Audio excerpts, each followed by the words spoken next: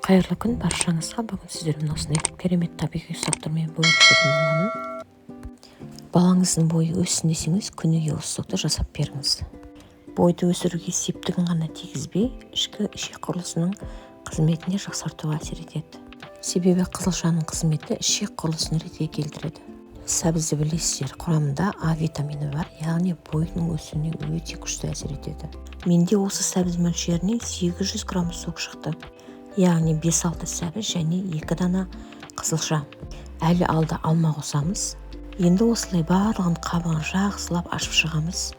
Нағыз балалар ішетін сок қазіргі жазғы демалыс кезде дүкеннен алып бергенше осылай қолдың табиғи согын жасап беріп отырғаныңыз жөн болар деп ойлаймын.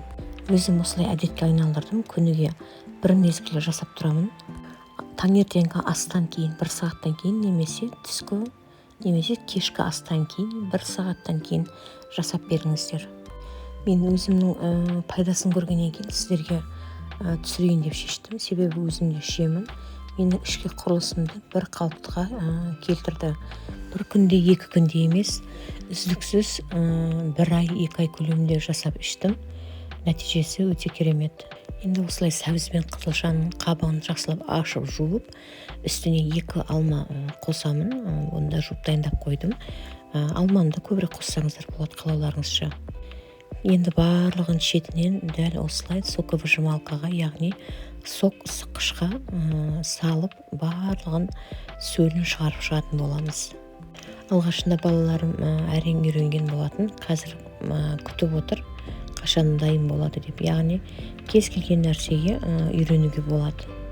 Әдетке айналдырғанмын, қазір ішетін уақыттарын күтіп отыр мені. Мына іш қататын балаларыңыз болса, дәл осы сокты жасап көріңіздерші, нәтижесін көресіздер. Себебі қызылшаның пайдасын енді айта алмаймын. Біз жай ғана қызылша деп қана қараймыз, бірақ қызметі дәл ішкі құрылысқа, яғни ішек қызметіне жақсартатын ең бірден-бір керемет жеміс түрі. Міне қараңызшы, осылай табиғи сокты жасап беріп тұрсақ, өте пайдасы зор болар еді. Мына жерде мен сіздерге бір құпияны бөлсем, яғни бір ғана шай қасықпен оливковое масло дейді, яғни зәйтүн майын қосып жүрсеңіздер, тіптен керемет болады. Ол ешқандай дәмін шығарып немесе түсін өзгертпейді. Бұл жаңа айтқанымдай ішкі құрылыста қызылшаға көмекші ретінде пайдасы зор болады. Маған бұл кеңесті дәрігер берген, мен сіздерге ашық түрде айтып жатырмын.